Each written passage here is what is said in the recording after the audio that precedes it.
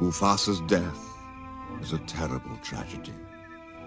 But to lose Simba, who had barely begun to live, for me, it is a deep, personal loss.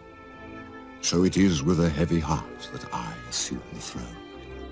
Yet out of the ashes of this tragedy, we shall rise to greet the dawning of a new era, in which lion and hyena come together in a great and glorious